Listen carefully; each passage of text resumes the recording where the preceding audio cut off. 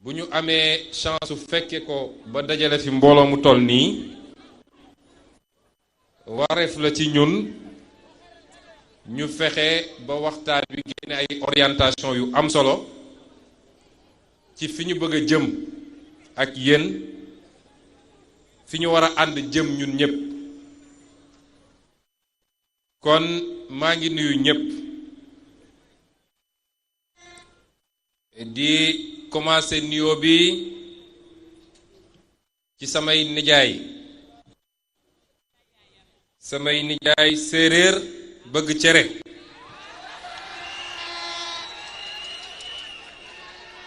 ma leen wax fogale séeréer maxey simna nun joko nun ajal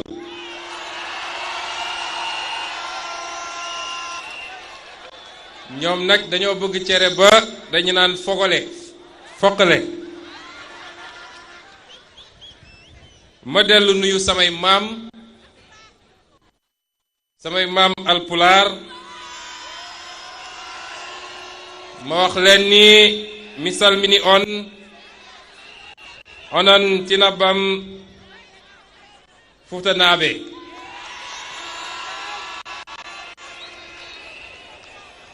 ma nuyu nag samay voisin wala samay mbokk di samay mbokk soose ñu leen di tooñ naan duñu soosal kenn waaye man de soosal nañ ma ba mu tooy xepp mbanding Sédhiou Kol mbanding Koldankol mbal kontonna un sewonta fanfang un sewonta ala dokola ala barka ma dellu it di nuyu nag samay baay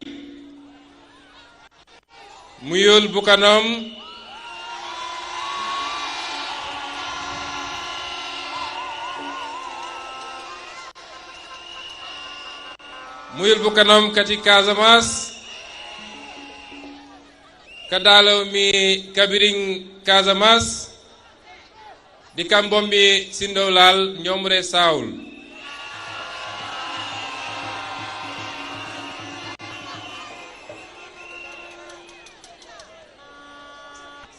e dole yolul dat kabirin uken bukadom babe Dakar erinding di sigeram bandelañ e sumom fanfang injeya ñoolul Ousmane Sonko le parti Pastef ingolen tu camul bare fani law atemit o acimmi wafaw burom mana caamul mana pooyul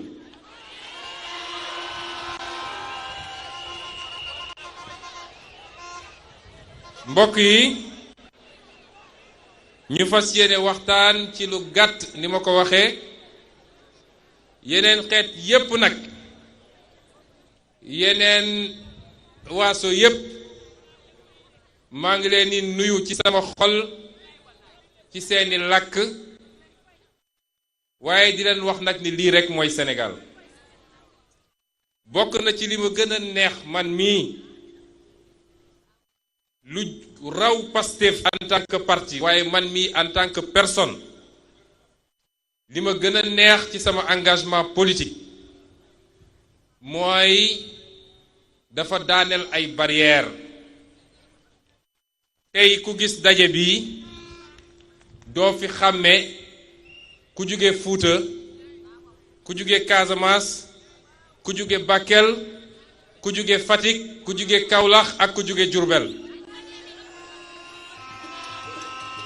ñun ñépp benn lañu bokk ndey bokk baay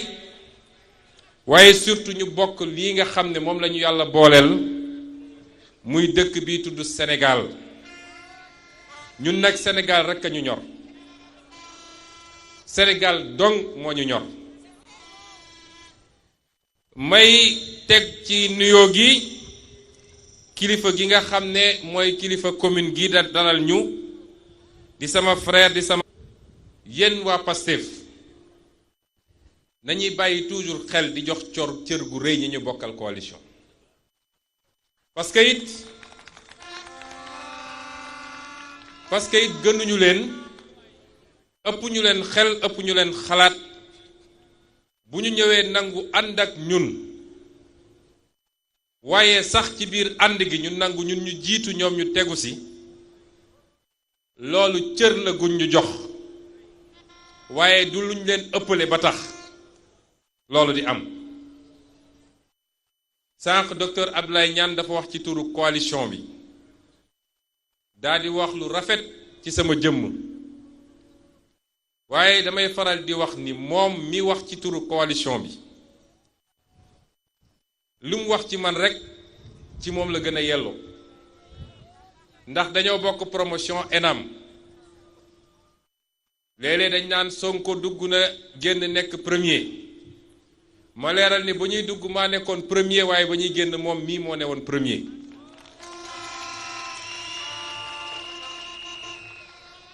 ñu bokk doon liggéey impôt mu jóge fa ma jóge fa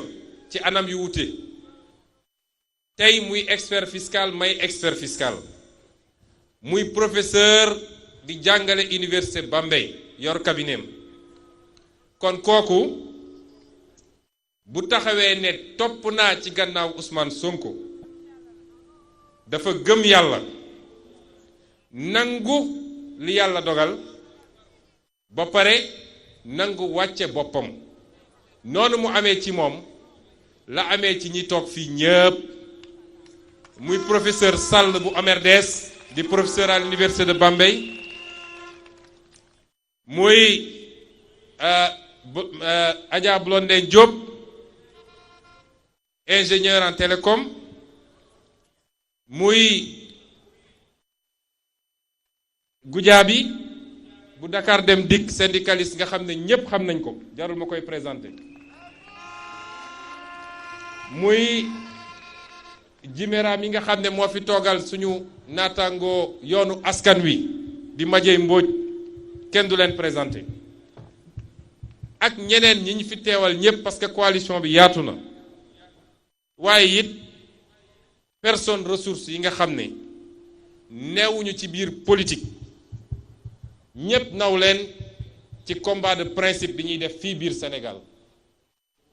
te ñu am ci ñoom lu kenn amul defe na parce que mun nañ ne bokk nañu ci les rares yoo xam ne bu ñu wootee ñu ñëw toog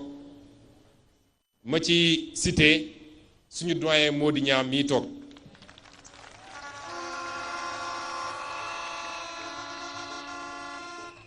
ñoom Adja Yacine Fall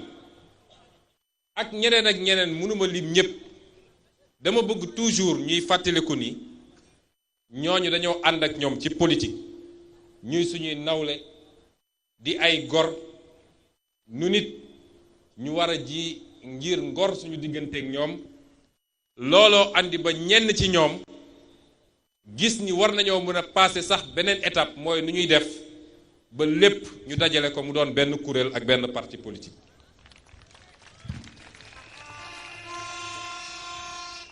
di rendre hommage particulier nag ak ku ñu tudd léegi muy doyen Alla Kane su ma juumul nu mu tuuti war naa nekk ci 83 wala 84 ans yàgg ci politique fekke jamono clandestinité def prison ñu rajee ko ci fonction publique ñaari yoon ba tey jii mu ngi ci xeex bi te fu muy dem mooy dawalal boppam otoom di xalaat di bind inspecteur des impôts à la retraite kon ma bëgg mu doon modèle ak exemple ci ñun ñi nga xam ne ndaw lañu dañoo wax nag anniversaire mooy tey am nañu juróom benni at bu doon nit nag ñu ne lu gàtt la ñu war ko mën a wax nag ci parti politique tamit ndax parti politique juróom benni at ci loo xam ne ba muy sosu du lu fi nekkoon ba noppi parce que léeg-léeg ñu essayer ñu comparer ak yeneen acteurs politiques mës naa dégg ci benn émission boo xam ne booy séeréer ñu koy wax Serigne Goundou Alaaji Diomaye Faye moo ca demoon su ma juumut mu wax fa ni la ñu def door ko ci première expérience ñu am ci 15,60 et quelques pour cent musuta am journaliste bi ne ko Moustapha Niass amoon na 17 pour cent wala 18 pour cent ci première participation waaye koo xam ne indépendance ba 2012 yaa nga woon ci politique doog a génn sos sa parti bokkul ak ñoo xam ne ba ñuy daje doon juróom wala juróom-ñett ci néeg ne dañuy créer parti politique amu ci woon kenn ci ñoom koo xam ne mës naa def politique. amu ci woon kenn ci ñoom koo xam ne bu taxawee jàkkaarloog sénégalais yi mun nañ ne kii xam nañ ko 2014 bu ñuy créer parti bi boo génnoon taxaw ci biti ne am na parti politique bu tudd Pastef wala nga ne rek Pastef dañu naan xanaa ab daayira la waaye duñu xalaat ni parti politique la boo taxawoon ne ka jiite parti bi Ousmane Sonko la tudd dañ la naan foo waa kook fu mu jóge kon loolu bokkul ak ñu newoon ci politique nekk ci parti politique bu mag di fa raam ba parti ba am tur nga nekk député wala nga nekk ministre d'État premier ministre profitoo ci nag loo mën a teq ko dem denc ci ay compte boo demee ba ne àndatuma ak ñoom génn créer parti politique ñaar yooyu bokkuñu kon parti bi ni mu sosoo ci boppam mooy premier signe distinctif lu ko wute rek li ëpp ci li ñuy tudd parti politique fii ci Sénégal ma ne ci historique bi lu gàtt ba ñuy daje ñi njëkk a daje ne dañuy def parti politique man mii di wax ak yéen fekkewu ma ko bokk ma ci woon li ëpp tey ci ñi ngeen ràññe ci parti bi fekkewuñu ko woon bokkuñu fa woon su ma juumul ci ñi fës ci parti bi mennum Matar Sène mii moo bokk ci ñi nga xam ne daje woon nañu entre ñoom ci njëlbeen ba ne dañoo bëgg a créer parti politique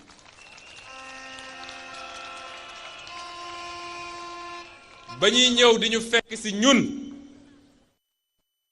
ñëw jël si ñu ne dañoo bëgg ngeen ñëw bokk ci suñu projet parti politique boobu demoon nañu ba retenir sax date pour dem assemblée générale kon Pastef est parti du néant politique dara new fa woon bi ñuy sos parti ba ñu daje waxtaan ba jàpp date dem le 4 janvier 2014 amphithéâtre université pour amphi ba mën a xaw a fees tuuti sax kenn ku ne ci ñun la nga xamoon ci étudiant danga leen woo ne leen booy ñëw leen rek ci salle bi parce que tamit dañoo war a caméra bëgguñu ne salle ba ñetti nit a fa newoon noonu la ñu amee këram wala une salle boo xam ne defe naa 84 personnes ñoo fa newoon ci assemblée générale boobu ñu taxawal parti bu tudd Patriotes du Sénégal pour le travail, l'éthique et la fraternité.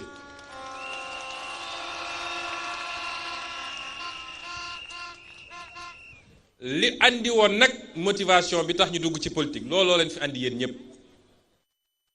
mooy toogoon nañu ba gis ba yéeg suñu bopp ni mënuñu bokk ci réew mi juddoo fi yaree fi màggee fi la ci ëpp ci ñun wala ña fa nekkoon ñépp sax bu ñu demee ba am daraja bi ñu am dafa fekk réew mi leen ko jox parce que ci école publique la ñu jàngee depuis école primaire ba université génnaat ñu ci bëri ci ñun di liggéey ci état mooy sénégalais bi yow mii toog ak yow mi ak keneen lépp ngeen di fay moo ñu doon fay salaire ñu am nag chance di gis lu sénégalais yu bari dul gis di xam lu sénégalais yépp dul xam ci li gàllankoor réew mi ci yorin gu ñaaw ak ñàkk gis-gis ñu dem nag ba jàpp ni am na fu nit di toll bu dee gëm na yàlla am na question bu simple boo xam ne il faut mu répondre ci ndax damay doylu rekk ni man maa ngi sant yàlla tedd na inspecteur des impôts la wala du trésor wala douane laa nekk wala magistrat la wala avocat la wala commerçant la boo xam ne macha allah yàlla defal na ma wërsëg wala entrepreneur la wala enseignant la ak loo munti jël ci ay liggéey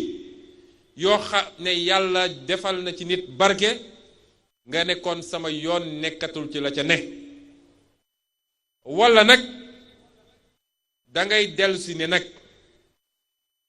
yàlla bu la tànnalee réew mi di Sénégal dafa am lu tax li tax mooy kenn ku nekk ci ñun dafa am responsabilité defar responsabilité dindi fi luy yàq kullukum ra'in la xadis bi wax kenn ku nekk ci yéen sàmm nga te nag yàlla dina la laaj ci li la waroon sàmm su ñu nee sàmm nag mi ngi door ci boroom kër gi responsabilité am kër gi la jigéen gi sëy ci kër gi responsabilité mooy sàmm alalu boroom këram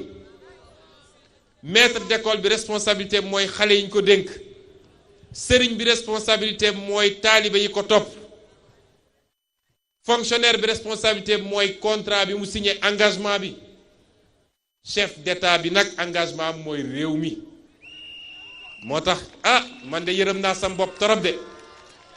waaye léeg-léeg nga gis nit ñu dénk ko mu yoree ko benn xeet yorin bi nga war a am nag naan bés bu ñuy taseeg suñu borom nu muy demee 15 millions de sénégalais dénk la 15 millions de sénégalais am yaakaar ci yow nga ñëw wër Sénégal yépp diggee ba dugg boîte vocale waaye yemul ci loolu bu doon da nga diggee rek ñu jox la sax waaye nga xam ni digge gi mënu la kaa jox nga piéger système électoral bi foqati victoire bi ñu ne la réew maa ngi nii budget baa ngi nii administration ngi nii lépp a ngi nii nga dem tëdd di nelaw di gundaandaat ak sa njaboot loolu responsabilité bu rëy la kon responsabilité boobu nun question boobu biñ ko laajee suñu bopp réponse bi dafa fës mooy dafa jot mu am ab génération ci Sénégal toujours damay wax ni génération nag notion la boo xam ne ni ma koy définir du rek affaire u âge wax naa léegi ni doyen Alla Kane a ngi nii doyen Mody Niang ngi nii keneen ak keneen te pourtant jàpp naa ni politiquement ñun ak ñoom ñoo bokk génération mooy fii ci xel bi la ñu xalaat ni nii la ñu war a doxalee réew mi naam nag loxo ndaw ñi moo ci war a ëpp parce que la force motrice du changement se trouve dans la jeunesse changement qualitatif boo mus a gis ci diine comme ci mbirum àdduna ay ndaw a ko yenu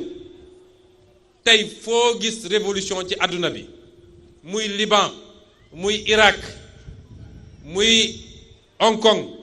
muy France bee ngeen di dégg gilets jaunes yi muy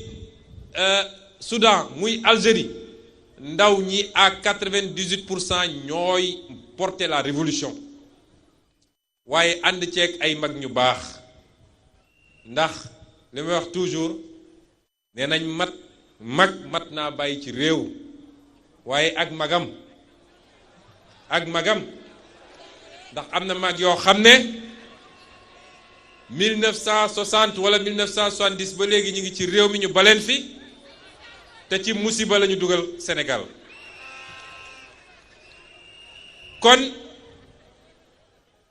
parti boobu nga xam ne looloo ko taxoon a jóg mu jóg ci ay moyens yu limité pour ne pas dire sans moyens mu jóg ci ànd ak conviction ànd ceeg pas-pas ndax Pastef mi ngi jóge ci pas-pas mooy lu ñuy fas ba mu dëgër te dinaa ci dellu si fas ko suñu xol ba mu dëgër këcc parti boobu tey ak ñi ko doon reetaan ñii ne nañu parti réseaux sociaux la moo dem day parti réseaux sociaux boobu lii mu am tey néew na parti bu ko mën a am te génnewoo ay millions yu dul jeex ku ne nga jox ko dara yéen ñiy jóge fu sore sore ñëw fii ak ñi ngeen fi fekk fii waa Dakar kenn ku ne yaa dajale li nga dajale jël say kaar daal di ñëw ba fii fekke si ñenn ñi dañ ne woon parti effet de mode la mbir mi feu de paille la bu ñu demee élection la woon fa woon rek ñu jóge fak 1% wala 0 virgule après ñu fàtte leen ñu dem élection la ñu dépensé nun ci élection bi matul budget wu 1 heure de campagne de ki jàpp ni moom gagné na avec 58%. te fu ñu dem Sénégal des milliers de personnes daan nañ ñu xaar ba 2 heures 3 heures du matin kenn amu ko ci candidat yi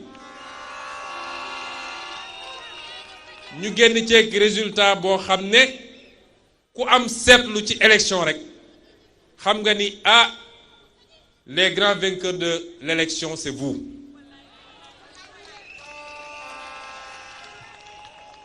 kon parti boobu tey la ñuy màggal waaye du ñu màggal parti bi yéen militants yi la ñuy màggal yéen la ñuy sargal parce que yéen a def liggéey bi du nuñ. Vous les militants, je tiens à vous rendre un hommage vibrant. Yow le jeune militant nga xam ni yaa ngi confronté wu ak l'équation de ton avenir amaana bëri na sa biir koñ ko la naan yaa ngi toogal fi di topp Sonko rek moom li muy am na ko ba noppi.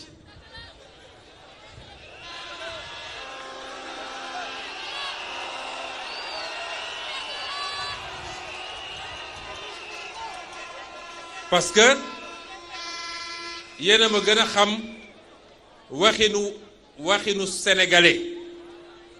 li may wax ni dañoo am ay wax ak ay proverbe yoo xam ne bokk na ci ñu tardeel ba fi ñu toll nii mooy engagement patriotique désintéressé sincère bëri na sénégalais yoo xam ne dañoo gëm ni loolu mënul ne te nag sama mbokk wolof yi ñu baal ma waaye bëri na ay proverbe ak ay waxin ci kàllaama wolof yoo xam ne fileeg dindiwuñ ko fi ay saaku bu deful dara du taxaw waaye saaku mën naa def gannaaw kër taxaw est-ce que baax na walla ñu naan legati neen naxitu béy xam nga mun nga jël ab leket def ci lu la neex def ci tooke béy bi day ñëw lekk dem tëddi mooy li politiciens yi di def rek seen leget moom dafa ànd ak tooke dafa ànd ak poison te nun sax yàlla daf ñoo def nit mu ne li ma gënal ci li ma bind jiital ñu sax ci malayka yi jox ñu xel pour ñuy xalaat kon duñu ay béy duñu ay saaku ay nit lañu kon yow mi ndaw mi ñu naan yaa ngi topp koo xam ne xamal ni toppoo kenn sa bopp nga topp sa avenir moo tax ngay xeex kon yow maa ngi lay sargal yow ndaw mi parce que tamit yow ndaw mi yaa ma daan xaar ba 3 heures 2 heures du matin fële ca Dagana fële ca Podor fële ca Richard Toll fële ca Bignona fële ak fële ak fële te mu jaral la ko. yow cadre bi nga xam ne yaa ngi jël sa responsabilité di jël ay risques bés bu ne ndax it dañ ko séq ak ñoo xam ne ngeen jéggal ma ci kàddu gi waaye dañoo xaw a baadoo la ndax baadoo la mooy jaawatle li nga xam ne moom moo ko moom ak liñ ko dénk ba tax ku ne ànduma ak yow ci gis-gis nga ne liñ ma dénk muy doole nguur dinaa ko jël dal sa kaw ku fi haut fonctionnaire wala nga nekk ci yenn position yi même dans le privé jël sa responsabilité ne malgré tout maa ngi dem militer ci Pastef jël sama responsabilité def ko ci lu ne fang maa ngi lay sargal tey parce que gor nga patriote nga jàmbaar nga maa ngi sargal yow militant bi jóge ci wala bi ne ci diaspora bi gis nga diaspora bi ni mu jëlee Pastef bettuñu ñun mënuma bett parce que dañoo nekk ñoom ci ay réew ak ay système yoo xam ne lépp lu ñuy woote ñun Pastef ñoom ñu ngi koy gis di ko dund ndax gis nañ ni seen réew ab président de la république ñemewul taxaw kanamu sénégalais yépp ne leen bu OFNAC liggéeyee wala IGE ba ñu jàpp Massamba ak Mademba ni toxal na alalu réew mi man mii président de la république ñeme naa ñëw taxaw di ko défendre ñu ne ci réew moo xam ne dañu ne ci réew yoo xam ne fu ñuy dugal alalu réew mi ab tali sax boo ko rombee tey mu bënn boo fa jaarate guddi gis nga ñu ngi koy defaraat ku faju feebar même boo yorul xaalis école bi baax transport public bi baax yenn réew yi sax mu doon transport bu gratuit te lépp lalu nag ci yorin gu rafet ak gu sell gu ñu yore réew yooyu kon ki ne diaspora yàgg a gis loolu te gis suñuy homme politique yi ñu miinoon ñun ni ñuy defee safaan wi ci réew mi boo toogee ba déglu discours Pastef dañ ci gis sa bopp waaye ñoom su doon dañ cee gis seen bopp rek toog jàpp seen njàmbur yor seen carte ne ñoo ngi xaar élection parce que la ñu am ci diaspora bi ci élection bi nag ñu ngi ciy sant yàlla bu baax di leen ci féliciter waaye yemuñu ci loolu ñoo ngi jël seen xalaat di ci dugal di dajale seen alal di yónnee kon yéen waa diaspora bi ñoo ngi leen di sargal bés bi seen bés la di sargal nag la femme patriote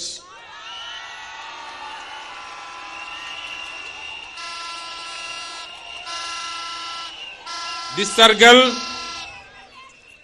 la femme patriote ndax nun dañuy yéemu ci seen taxawaay yéen jigéen ñi wóor na ma délégation yu bari jóge fu sori boo doon càmbar jigéen ñee ci ëpp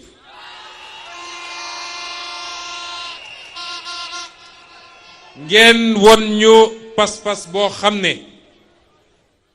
ak kóolute mais ak détermination kenn ku ne ci yéen wala li ci ëpp si yéen da ngeen yor kër ñépp xam nañ jigéen bi yor kër nu mu jafee waaye ni ngi bàyyi seen yitte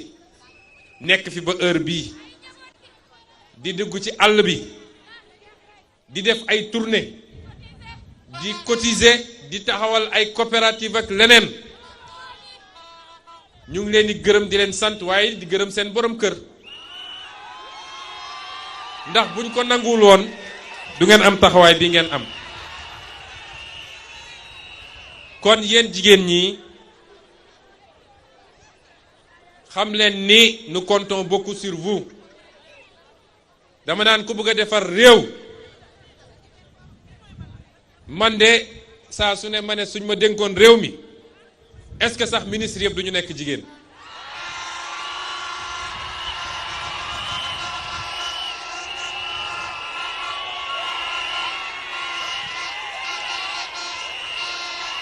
est-ce que xam ngeen lu tax ma wax loolu bu ma góor ñi mere naka mais est-ce que xam ngeen li tax ma wax loolu yéen a gën a fiable ci mbirum alal xam ngeen détournement yi bëri na ci réew mi rapport yi bëri na waaye néew na ngeen dégg ci jigéen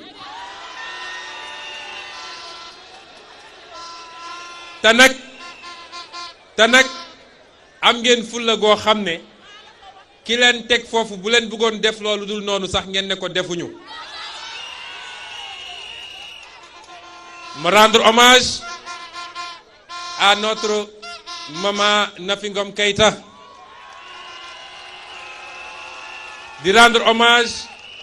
à Seynabou Ndiaye Diakhaté bu OFNAC ay échantillon la ci ay milliers de ay centaines de femmes yoo xam ne tey ñu ngi yor seen dignité di def liggéey bu rafet te duñu nangu ku leen imposer dictat boo xam ne lu yàq réew mi la ma gërëm di remercier it les sages de notre parti les gens du troisième âge nga xam ne tey nee nañu peccum gone bu neexee kon ñoom ñooy suñu busol parce que it dund nañ lu ñu dundul jaar nañu fu ñu jaaragul xam nañ lu ñu xamagul kon am ci ñu bëree bëri ci parti bi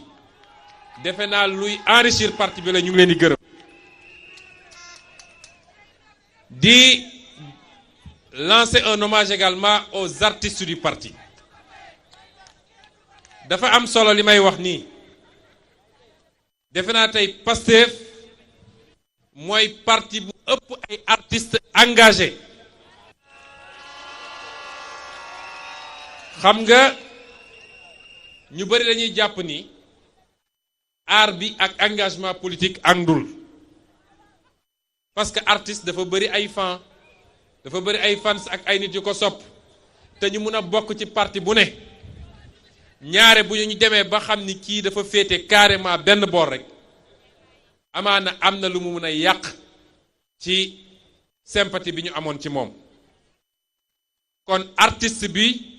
ni ma ko waxee ci haut fonctionnaire laa ko waxee ci artiste bi nga xam ne de manière ouverte ñoo ñëw taxaw ne man Pastef ma doy man dinaa jàppale Ousmane Sonko kooku mi ngi jël ay risques ci carrière am kon artistes yi nga xam ne ñoom ñépp ñoom Abdou Karim Xurum Xaax yal na yàlla dolli ko wér gu yaram ñoom nit dof ki la ñoom Jamal bëri nañ bëri waaye boo xam su ma ko fi doon lim sax te nag la ci ëpp ci ñoom nag di waa mouvement hip hop loolu dafa firndeel lu bëri parce que ñoom liñ doon xeex di ko jaarale ci musique bi ak discours bi dafa méngoo ak ñun li ñuy wax ci patriotisme ci panafricanisme ci intérêt national loolu yépp dafa méngoo moo tax ànd bi bettuñu may rendre hommage enfin aux militants inconnus aux sympathisants inconnus ces milliers voire ces millions de Sénégalais que vous ne verrez pas ici mais qui ont dans leur cœur Pastef les patriotes à tous ces Sénégalais ñu ngi leen naan merci beaucoup pour votre soutien merci beaucoup pour votre participation au combat patriotique que nous menons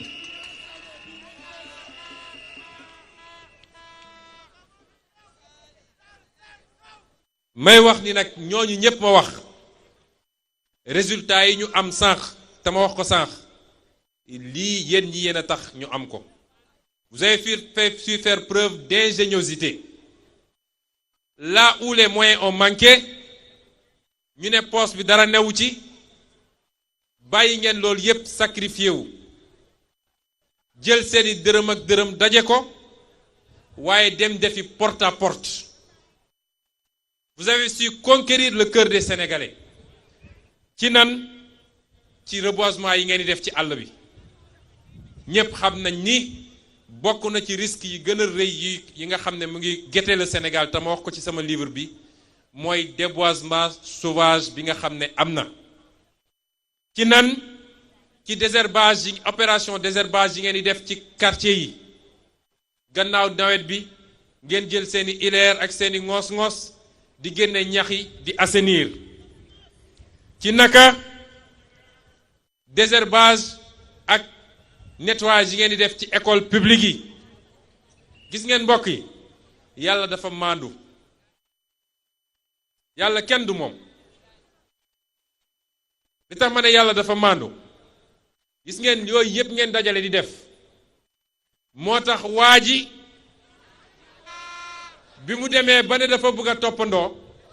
yàlla da koo nattu fëgg boppam mu choisir le 4 janvier anniversaire de Pastef.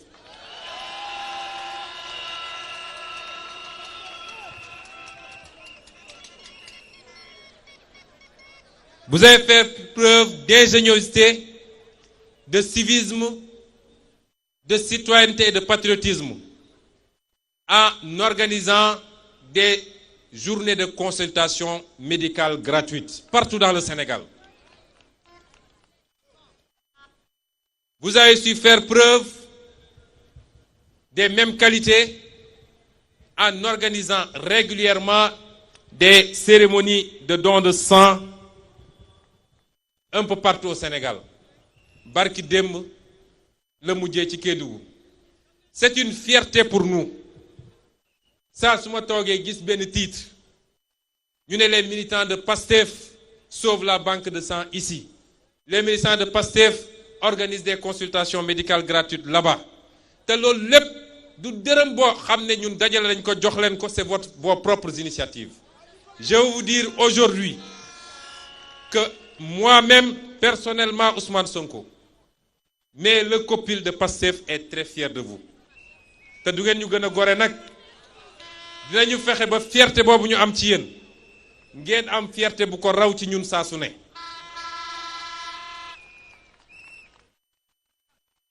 kon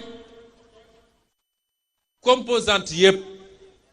ak kenn ku ne ni mu koy organiser ndax suñ koy def ay médecins ñooy jóg léeg-léeg médecin parti bi ne gratuitement dinaa ko def léeg-léeg ñu war a organiser dara ci formation ay enseignants wu parti bi j'en profite pour leur rendre hommage ndax fàtte woon naa leen ci lim gi ñooy jóg gratuitement dem organiser les encadrements muy les enseignements du supérieur les enseignements du moyen secondaire di organiser des épreuves de préparation au baccalauréat au BFM di organiser pour préparer les jeunes étudiants pour ñu mun a préparer les grandes écoles muy ENAM muy école normale muy fu ne kon kontaan nañ ci yéen yal na yàlla fay leen waaye vous avez fait preuve d'ingéniosité bi ñu toogee ba ne nun amuñu moyens yi parce que du man du kenn ci parti bi koo xam ne mus ngaa luubal xaalis ba war a mun a am ab compte bu am ay milliards te ñépp xam nañ ni nag politique dafa laaj moyen ngeen taxaw ne nun ñoo koy yoral suñu bopp parce que ñun Pastef duñu mus a nangu ay lobby di ñu jox xaalis di ñu téye bëgg nañu indépendance bii ñu yor bis bu ñu yàlla joxee réew mi ñu mun a am la même indépendance pour doxal suñu gis-gis ba ñu demee nag ba jànkonteeg jafe-jafe jooju yéen a jóg nag ne ñoo koy yoral suñu bopp daa di taxawal système bokk na ne suñu dërëm ak suñu dërëm lañuy dajale te nag léeg-léeg suñu mbokk journalistes yi ñenn ci ñoom suñuy def titre peut-être amalgame la ñu bëgg a jógal dañ naan on cherche 2 milliards 500 pour Sonko kenn wutu fi xaalis pour Sonko Pastef en tant que parti politique ni ko les démocrates di defee aux États-Unis ni ko les républicains di defee ni ko ñeneen di defee France wala Allemagne wala Canada ñoo ne l'argent ne doit plus être un tabou en politique te duñu yaakaar ci kenn koo xam ne ay lobby la wala lu ñu xamut nun ñoo koy dajaleel suñu bopp dugul ci poosu Ousmane Sonko ci compte bancaire Pastef lay dem luñ ciy génne mu jaar ci yoon bu leer nañ ñu xam ni li lañ ciy liggéey.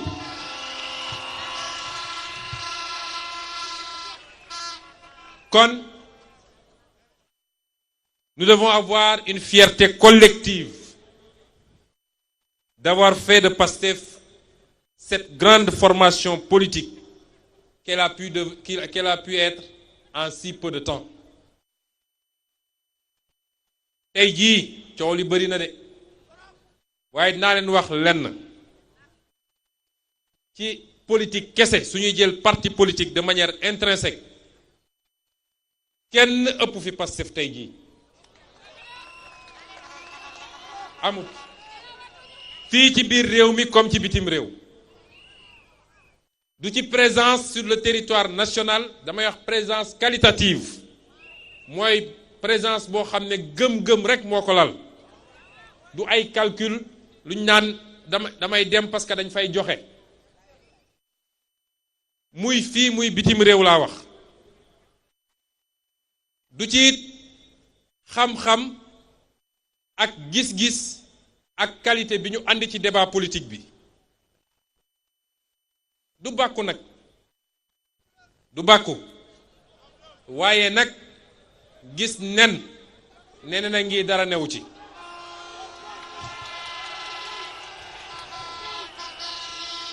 loolu dama bëgg ngeen xam ko nous devons avoir cette fierté collective parce que ñun ñoo ko tabax kenn ku nekk ci yéen danga ci andi sa contribution mu jóge ci juróom benn wala juróom ñaar yi ko sumboon ba tey les milliers et les milliers que nous sommes à chaque moment des gens sont venus s'ajouter et chacun et chacune d'entre vous a apporté en qualité et en quantité pour que Pastef soit ce qu'il est aujourd'hui.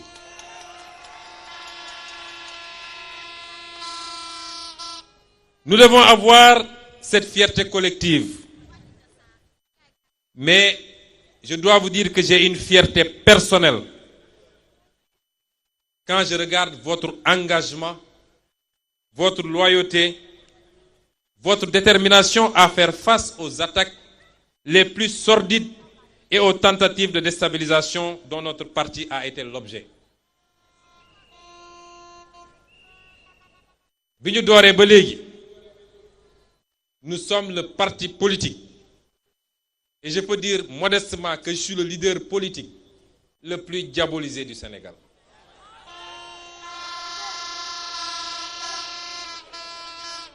Bu doon làmmeñ dong mooy ree tey jii du ma taxaw seen kanam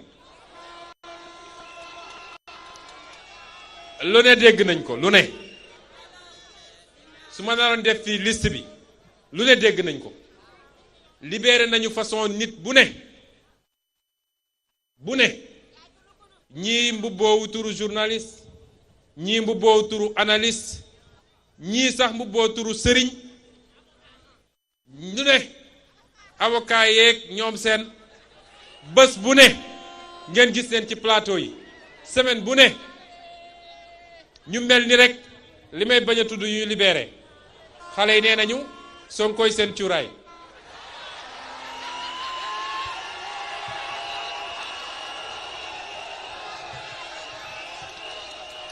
mais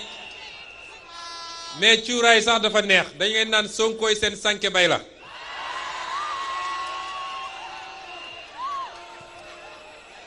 ñi xamul sànke bay la benn garab la boo xam ne noonu ba ñuy neex gone Ziguinchor ngoon gone dañ koy dem dagg ndax boo ko tegee ci palanteer bi ak ci bunt bi yooyu duñu dugg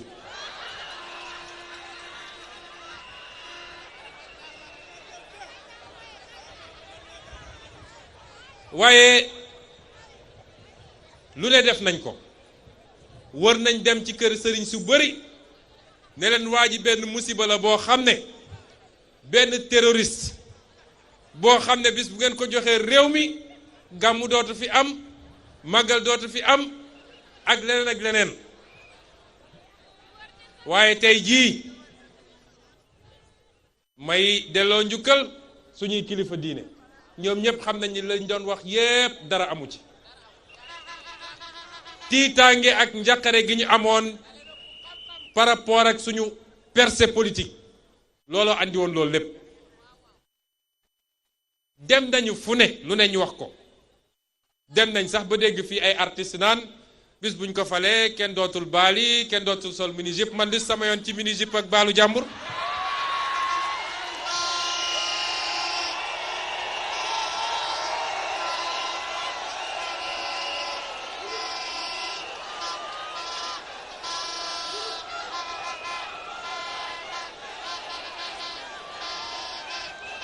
Nous avons été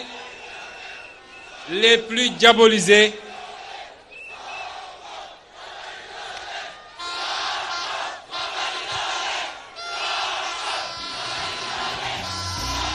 merci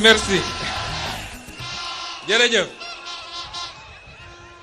waaye bu yemoon ci loolu rek bañ demee ba xam ni loolu mënunoo téye ndax nag ku mus a jóg rek teg sa tànk ci dëgg ku ko mus a def jaar nga fii lu ne waxal nañ la ko waaye bu dee dëgg ngay woote mi ngi ci yow gannaaw yàlla kenn mënul tere nga yegg fi nga war a yegg bañ demee ba xam ni loolu sottiwul nag ca lañ ne nañu ut yeneen pexe mooy nañ ko faagaagal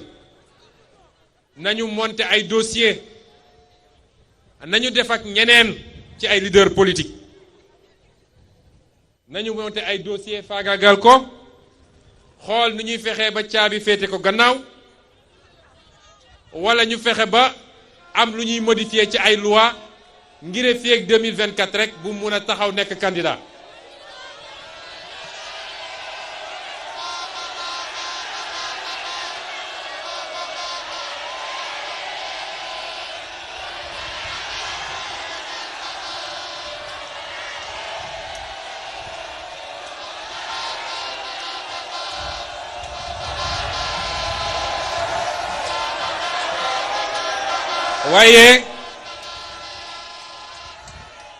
waaye gis ngeen ñun loolu lépp dara muñu see yëngal wax naa ko ci benn conférence de presse nee naa leen duma acteur politique yi ngeen ni band baraje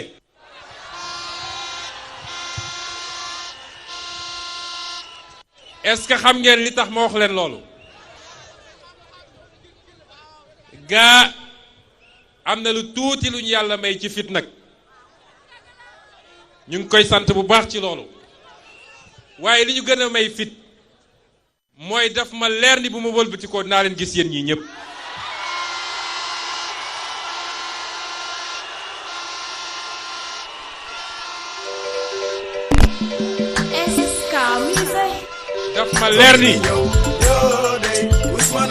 daf ma leer ni Fouta ba Casamance Dakar ba Tambacounda li ne ci diggante bi yépp ak les milliers et les milliers de Sénégalais les millions et millions de Sénégalais rawatina nag les jeunes cause bii nga xam ne moo ñu tax a jóg ku ñu bëgg a jaay doole ci lu dul dëgg te tegoo ko lu dul ni lii duma nangu mu yegg bu jaree ñu joxe suñu bakkan dañ ko joxe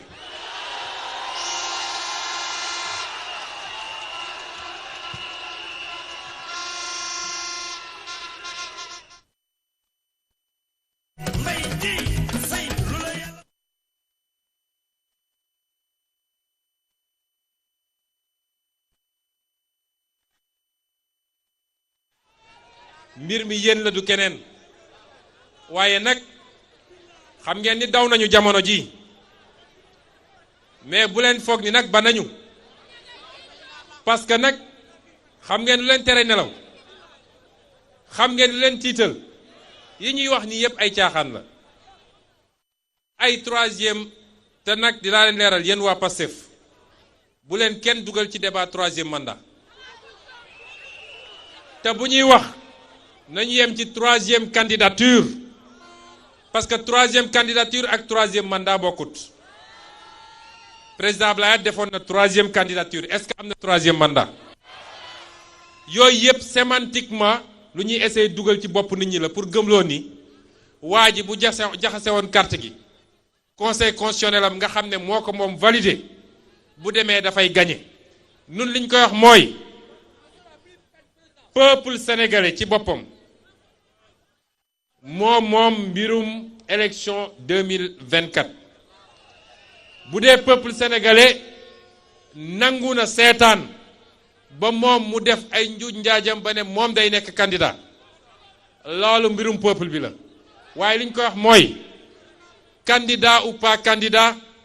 2024 bu soobee yàlla ñoom dinañ ñu abal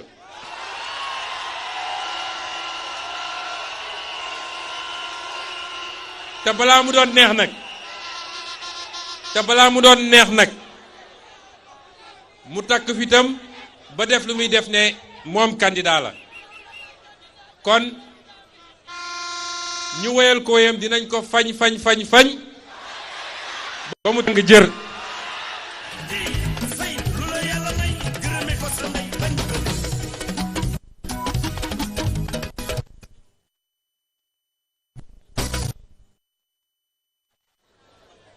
beaucoup de chemin a été parcouru beaucoup de chemin reste à être parcouru te li ñuy permettre lii ñu liggéey yépp nag li ñuy permettre ñu capitaliser ko mooy nañu jublu léegi ci liggéeyu tabax parti politique pas seulement ci sympathie yi pas seulement ci ni ñuy doxalee waaye nañu tabax une véritable structure politique ci foofu la ñu war a jëm léegi ñu tabax un appareil électoral boo xam ne rouleau compresseur la du xaj ci kenn parce que it li ñu xawoon gàllankoor ci élection présidentielle bi mooy jotuñoo tabax appareil électoral bi ñu bëggoon am nañu ñeenti at balaa élection présidentielle am nañu num tuuti peut-être at balaa élection locale am nañu ñaari at balaa élection législative nañu jublu ci liggéey bi boobu liggéey mooy ban mooy dañu war a liggéey ci continuer massification parti bi tabax ab structure boo xam ne dina mën a porter suñuy ambition loolu nag mi ngi jaar ci document d'orientation stratégique bi nga xam ne bi ñu génnee ci élection yi bindoon nañ ko ba noppi naam liñ ci bëggoon def jotuñu koo def waaye ñu ngi koy defaraat te dinañ ko partager ak yéen base bi yépp document boobu mooy wax bis ni ki tey ba 2024 yan mooy étape yi ak étape bu ne naka lañ ci war a demee ñaareel bi mooy placement carte de membre yi frappé waat nañu ay carte de membre séddale leen ko yéen ñëpp 45 départements yëpp jot nañu section yi nekk diaspora bi yëpp jot nañu na ngeen farlu ci placement carte de membre yi su ngeen mënee doyul ma tontu leen nag ma tontu leen parce que bis ni ki tey jii tembe fi ñu toll nii boo ci jëlee benn région particulièrement benn département du ma ko tudd nag ñu ne damay parparloo du ma ko tudd ñu ne damay parparloo du bi ñoo na de ñeneen ñépp ñoo ngi xaar ngeen remonter carte de membre yi sushi wax li ngeen ci jaay joxe toutes les informations parce que loolu nga ñuy def noonu placer carte de membre yi moo ñuy permettre ñu structurer section communale yi te section communale yi ñoo ñuy permettre ñu dem vers le congrès te nag dafa jot ñu dem congrès c'est devenu une urgence que parti bi dem congrès mais yéen yéenay organiser congrès bi du ñun parce que li texte yi wax mooy section communale bu nekk day yónnee ñaari représentant ñaari congressiste sur les 552 communes ak diaspora bi ñooñ ñooy ñëw tëju pour ñu def congrès bi renouveler bureau national bi renouveler mettre en place COS bi daal di nag def les résolutions pour le parti ak defaraat texte bi kon maa ngi leen di soññu placer les cartes de membres le plus rapidement possible structurer les sections ci lu gën a gaaw ci 2020 bi ñu dem vers un congrès.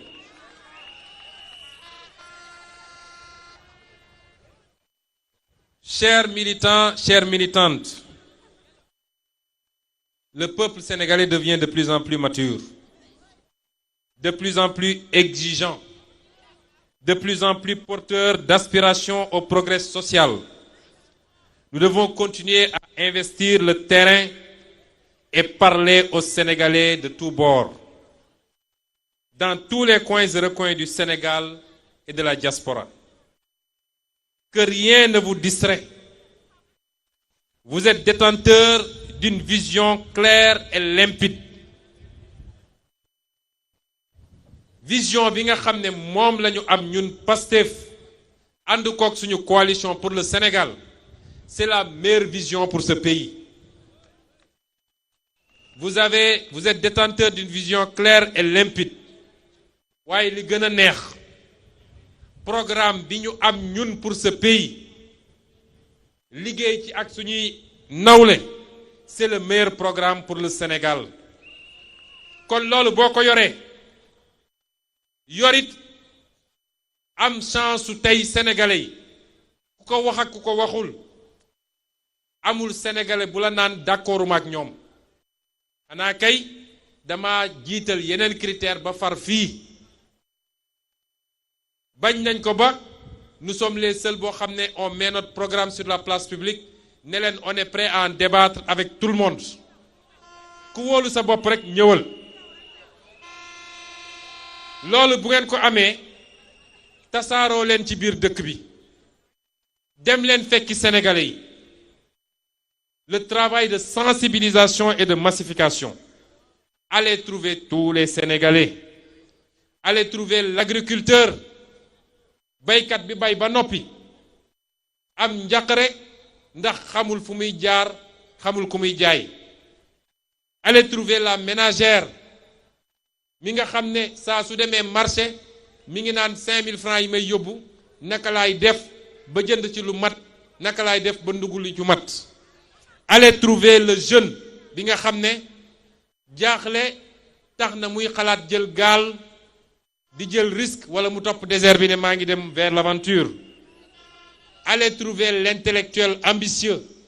nga xam ne am na ay xalaat am na gis-gis xamul fu mu koy jaare ak nu mu koy exprimer. Allez trouver l'entrepreneur inquiet nga xam ne mi ngi ci biir réew mi waaye gan la ci biir réew mi marché public yépp ñu jël ko jox ko waa bitim réew moom mu toog di xaar weccet bi. Allez trouver le malade angoissé nga xam ne feebar na te su demee ci hôpitaux yi ñu teg ko ci biti ne ko lal amul wala fayoo wala leneen lu mel noonu. Allez trouver le pêcheur dépassé nga xam ne tey su duggee ci géej gi dootu fi fekk jën parce que signé nañu ay accord de pêche bateau tubaab bi ñëw duñu respecter benn norme daal di jël yépp yóbbu bitim réew. Allez trouver l'homme de tenue alkaati bi militaire bi nga xam ne amul kàddu mënul wax te lañ koy fay boo moytul mënu cee fay sax courant gi nga xam ne yokk nañ ko. Allez trouver le commerçant livré à lui-même nga xam ne tey libéralisation sauvage tax na ba liñ fi andi ci li jóge bitim réew te ñoom bëggatuñu sax bàyyi Sénégal yi dem jënd andi waaye ñoom ñoo ñëw def seeni grande surface tax na ba commerçant bi xamatul fu mu jëm. Allez trouver l'industriel surchargé ndax industriel boo xam ne munoo compétitif ni à l'intérieur ni à l'étranger parce que courant bi cher na taxes yi bëri na leneen ak leneen ñooñu ñëpp ak keneen ku ma limul le transporteur ak keneen ak keneen dem leen vers ces gens-là et parlez-leur. Vous avez le message qu'il faut. sàmmkat bi mënumaa lim profession yépp dem leen fekki ñooñu dem leen waxtaan ak ñoom dem leen porter leen le message qualitatif de Pastef et vous vous rendrez compte qu'en 2024 nous n'aurons même pas besoin de battre campagne et nous gagnerons.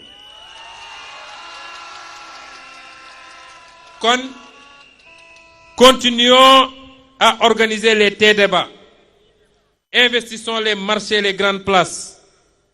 Effectuons plus de visites à domicile. Perpétuons le porte-à-porte. Soyons plus proches de la population et portons leurs problèmes. Bref, continuons à parler aux Sénégalais et aux Sénégalaises de tous bords.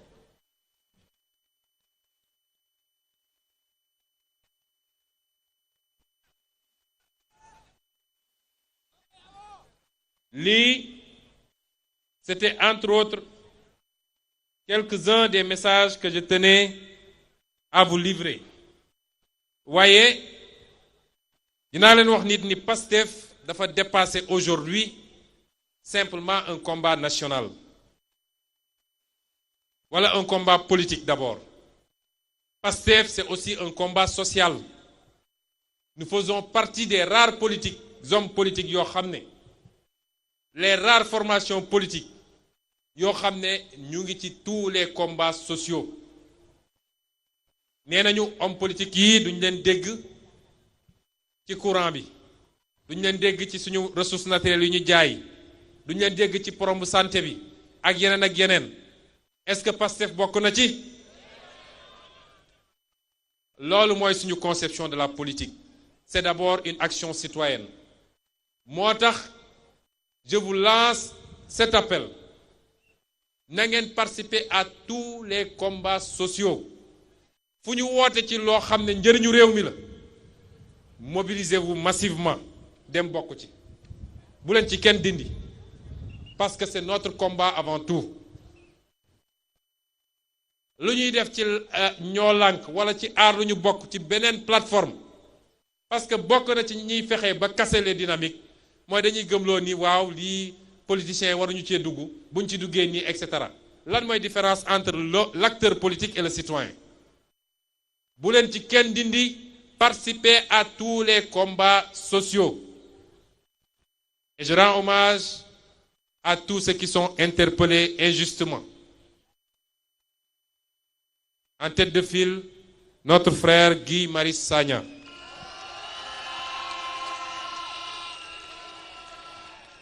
ak lu ñu mën a wax rek d'abord palais de la République palais wu sénégalais yi la Maison Blanche mooy fi nga xam ne li ñu naan l'homme le plus puissant du monde fa la ne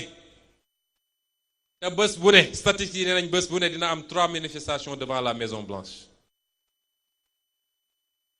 kon sénégalais bu dem taxaw kanamu palais de la République keroog am na benn député ancien policier bu ko wax ne leen bu ngeen foogee ni taxaw buntu palais menace la ci président de la République day di nax seen bopp balaa ngeen doon xam ni le palais est la zone la plus sécurisée nit ëpp dugg ci biir kon ñëw taxaw buntu palais da ngay manifester te ñeneen defoon ko bokk ci seen parti ñoom mu amoon sax ñu yéeg ci grille bi te tey kenn tëju leen ñu ñëw jàpp ay doomu jàmbur mënuñu ko cautionner mënuñu ko nangu mais loolu li may wax toujours dafay wane xar kanamu waa ji rek nous apportons tout notre soutien à monsieur Guy Marius Sagna et aux autres interpellés tey lii suñu kàttan lépp pour ñu bàyyi leen ci ni mu gën a gaawee dinañ ko def Guy Marius Sagna fait partie de ceux qui ont compris que l'action politique et l'action sociale sont indissociables moo tax mouvement yépp mi ngi ci waaye mi ngi suñu biir coalition nekkoon suñu directeur de campagne ci élection législative nekkoon ci organisation élection présidentielle bi donc c'est l'un d'entre nous et nous lui apportons notre soutien total moo wax tamit ni le combat de Pastef a dépassé nos frontières aujourd'hui. Pastef est devenu et commence à devenir une icône sur le plan africain. ña ñuy suivre di ñu apprécier barki dem bi ma demee Niger ñi ma fa dajeel ñépp 6 leaders politiques jóge woon ci 6 pays différents ma daje faak ay nigériens yu bari boole si li ma ci gën a yéem dañuy ñëw fekk ma fi ma taxaw ñu may génneel ay vidéos de mes prestations à l'Assemblée nationale. Kon le discours que nous tenons, le discours patriotique, mais également le discours panafricain est suivi partout en Afrique. Nañu assumer cette responsabilité. Bu ñu mënoon jël sax le leadership ñu jël ko parce que lañu liggéey fii ak lañu fi xeex ay génération xeex ko ba tey ñu am ce semblant de démocratie et de liberté war nañoo may feneen fu mu néew biir Afrique ñu mën a doon ay porte-étendard ba ñu gis ñu ci. moo tax fépp fu ñu gis un candidat boo xam ne la muy woote méngoo nag lu ñuy woote fii Afrique nous lui apporterons notre soutien moral sans hésiter parce que la ñu bëgg benn réew rek mënu koo def il faut ñu fexe ba dans beaucoup de pays africains émerge un leadership nouveau, un leadership décomplexé, un leadership patriotique et panafricain. Et nous allons y travailler. Looloo tax bi ñu demee Niamey ñu taxawal ce qu'on appelait l'interafricaine progressiste. Yéen ñëpp ci ngeen bokk. ñoo ngi liggéey texte yi ñoo ngi koy yaatal des pays francophones nañ ci bokk des pays anglophones nañ ci bokk. Des pays lusophones et même peut-être arabophones nañ ci bokk ñu taxawal benn interafricaine bu am doole daal di xeex libérer ce continent de la domination et de l'exploitation.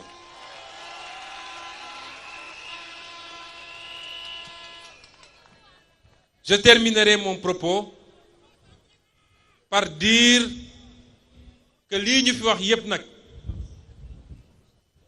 sénégalais yépp xaj nañ ci. Je lance un appel à tous les Sénégalais et à toutes les Sénégalaises.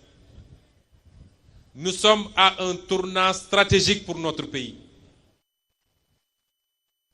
Kenn ku nekk nag mën nga seet naka ngay engagé woo ak ban type d'engagement. Mais engagement dafa jot.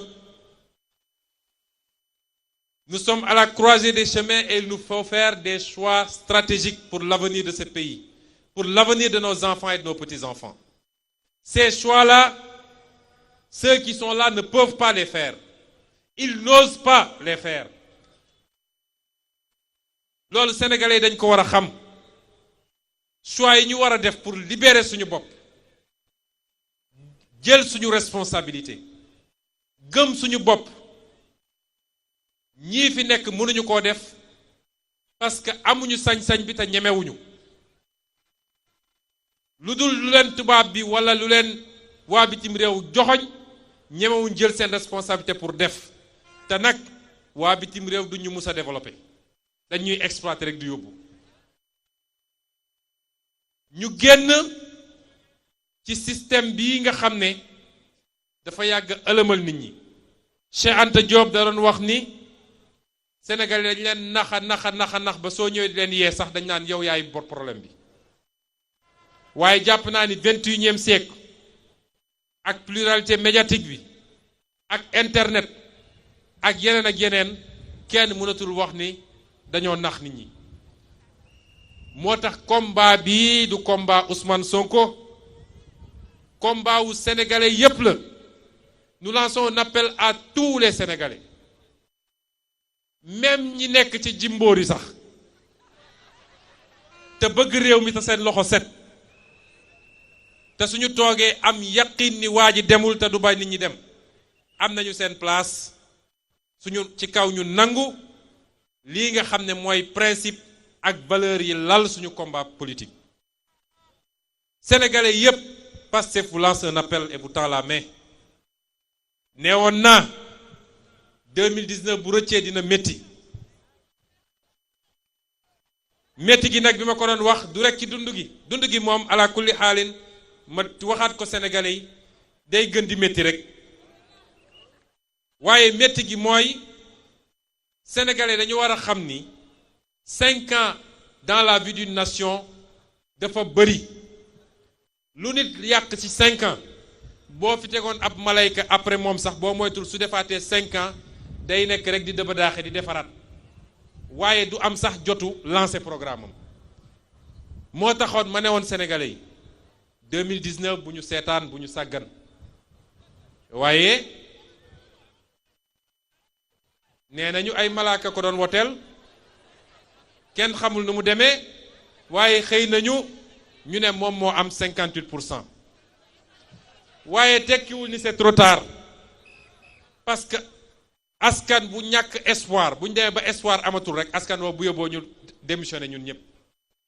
nañu refaire vivre cet espoir là à tout le peuple sénégalais qu'en 2024 nous rattraperons ce que nous avons raté en 2019 waaye balaa boobu les étapes intermédiaires mooy élection locale yi ñu dëgmal nañu fexe ba lii nga xam ne mooy collectivité locale yi ñu teg ko ci loxo ay nit yoo xam ne ute nañoo ak li ñu xamoon fii 2022 nañu fexe ba assemblée nationale bu dee man benn député laa ci biir assemblée nationale mu mel ni maa fay majorité mu wax sénégalais ni imaginer su ngeen joxoon coalition jot na groupe parlementaire wala majorité à l'assemblée nationale kon réew mi ne ñoy ñu defar ko ba